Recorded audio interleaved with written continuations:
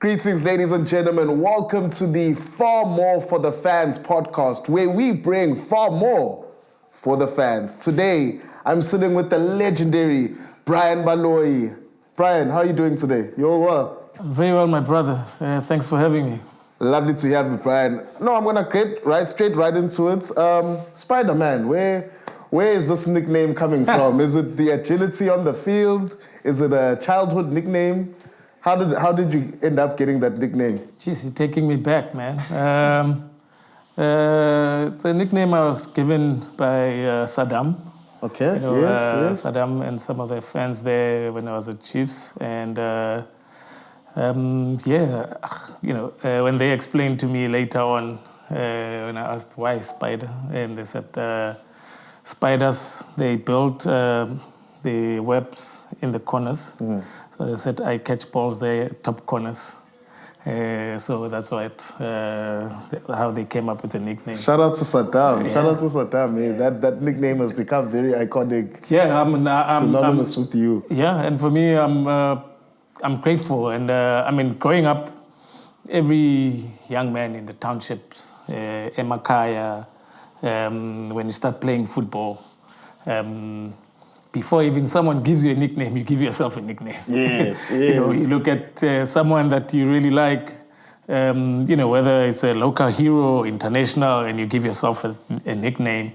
And for me to be able to play football and people start a new nickname for me, and today there's a lot of spiders around. So. Yeah, there's a lot of kids out there called Spider-Man, I think influenced by you, which is awesome. You are originally from Alexandra. Born and bred in Alex. Born in Comora. Oh, Comora. Yeah. Tell me a bit more about that. Growing up in Alexandra, I mean, obviously our cities are still, the legacy of the past is still present in terms of the structure of the cities. The glitz and glam of Sandton are right there. Yeah. You are here in Alexandra. Yes. Tell us a bit more about that. Still today, when you're in Alex, at night, you can see the lights on the other side. And I remember first time I was on a plane. And when you're on a plane, back then, you'd look down and sometimes the pilot would tell you, that's Alex there. But at night you'd see it lit up, but it's a different thing when you see it during the day.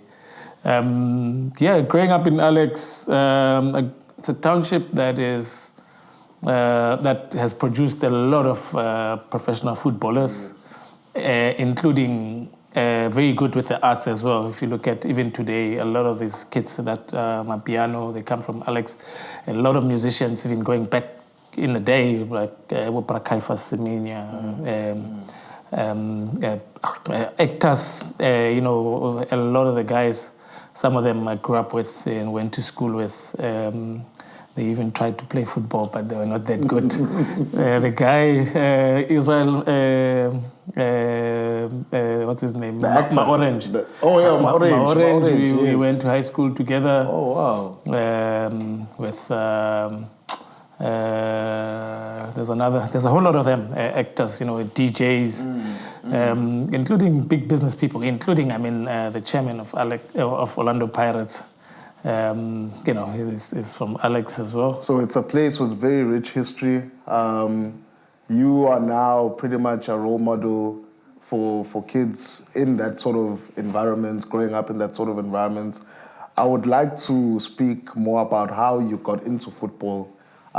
You're a big guy. You could have played rugby. Not a chance. So how did you transition into football? Yeah, man. Funny, back in that day, cricket really tried as well to get into the townships, and there's a few guys that played cricket. I only wanted to see football, nothing else. We got into football through school, started playing at school, and then played club football. And funny, when I started, I was because I was kind of tall from most of my peers, then I played as a center back. Okay. But the guy who coached me at the time when we were like 10, under 10, he was a goalkeeper for the first team of the club I played for, the one who was coaching us. Yes. And one of the days, the goalkeeper didn't show up, and he decided, no, you play keeper. And you know, growing up, no one wants to be goalkeeper because everybody wants to play inside. Everyone wants to play. Everyone wants to have fun. And generally, goalkeeping is always reserved for the fat, lazy kid, you know.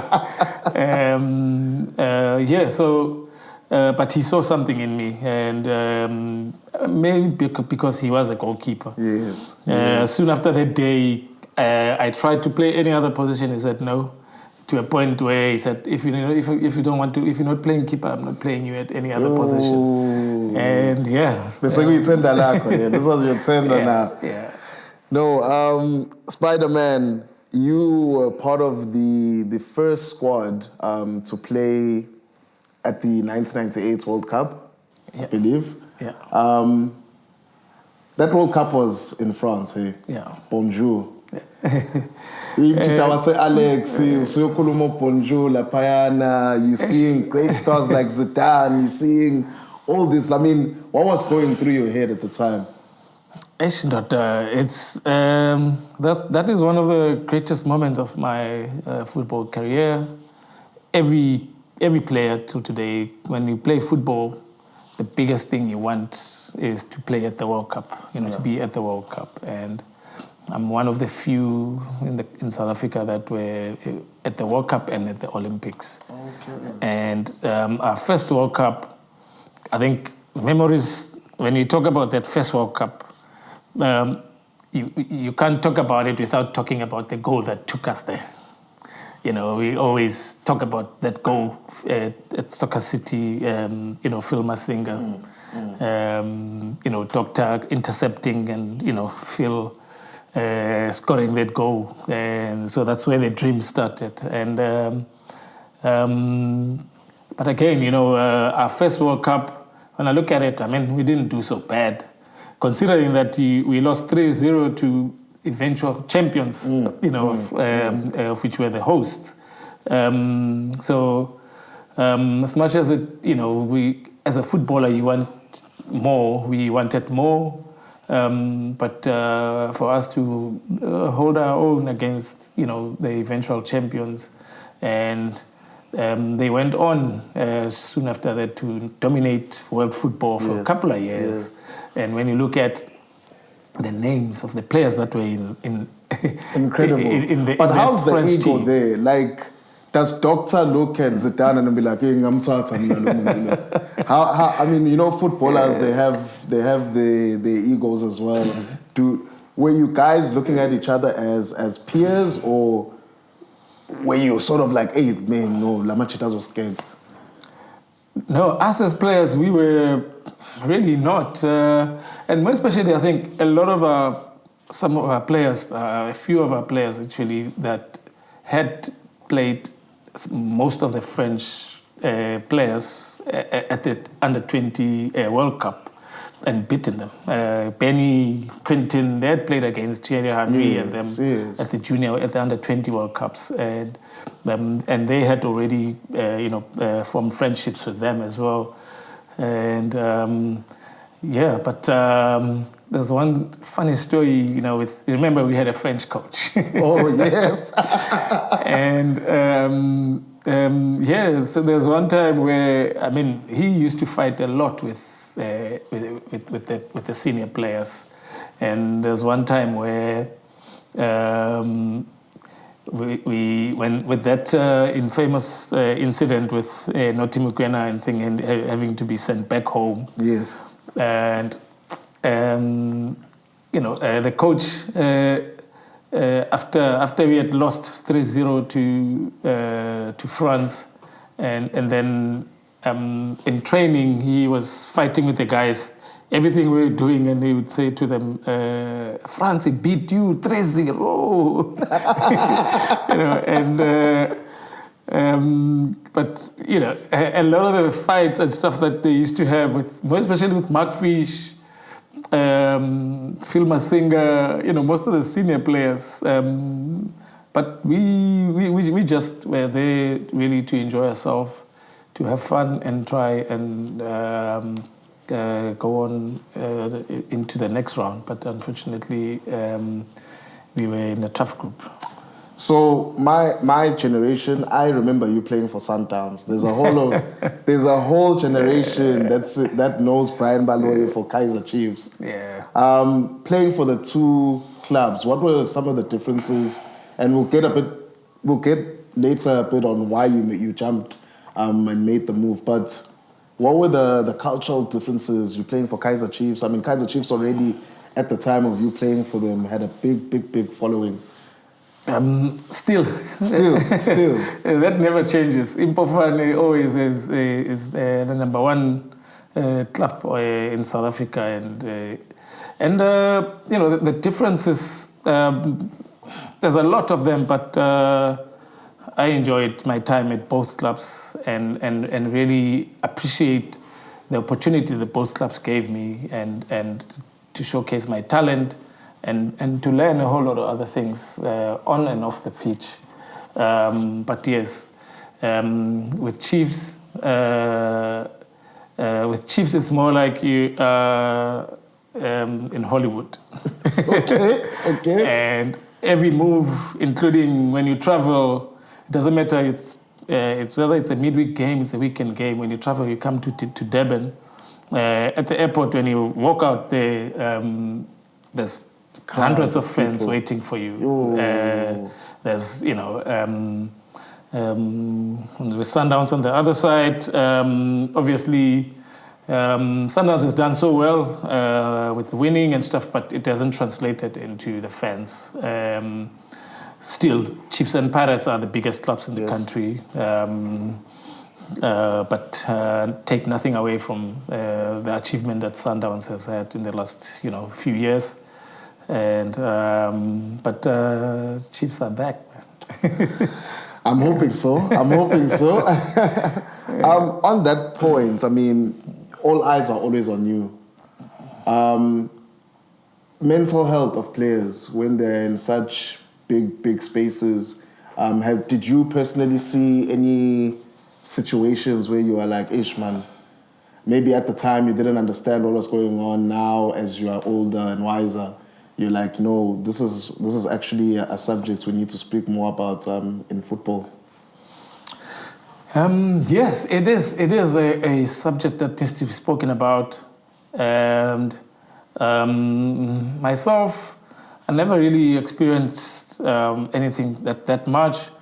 I guess, when I was just introduced into, professional football, I remember my first derby, Chiefs Pirates derby, Soweto derby.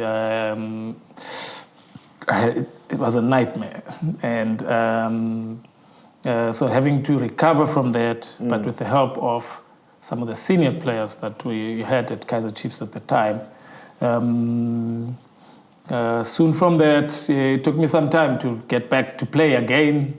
But that's one of the things that really helped to shape my character.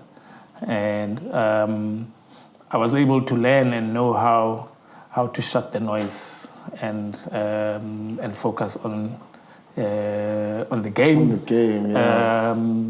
And you get to learn and understand that Shoes used to put it nicely and say you have to learn how to take the good with the bad.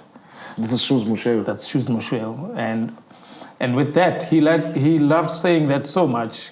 I remember even when we were at the World Cup, a lot of us got tattoos in Vichy.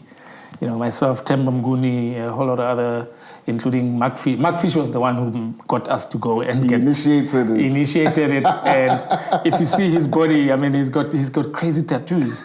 He used to, when he was in London, when he met Bono, the next day he goes and he puts a verse of a song. he meets Madonna. He's got a whole lot of verses of some different artists. But yeah, he got us to go, and I got a tattoo of a yin yang. Okay. And mainly because of shoes, with the saying that he always said, you have to learn how to take the good with the bad. And the yin yang simply says, life finds a way of balancing itself, and that in every good there's a bit of bad, in every bad there's a bit of good. But the mental issue, I mean, in the last few years, more especially when I retired, I got to bump into a lot of articles in the UK that talks about mental health. And I believe, in the UK, they said about almost 60-65% of professional footballers go through mental health or mental issues. And in that 65, they talk about from the Premier League all the way to the 5th division. So you can imagine how many, the numbers. So obviously, yes, it's the game itself. Yeah, you are playing, it's high stakes. And with high stakes, then comes the pressure, comes the, from the public, the pressure you put yourself under. But can be a lot. But I always say it's a life you chose. If you can't take it, get out of the kitchen.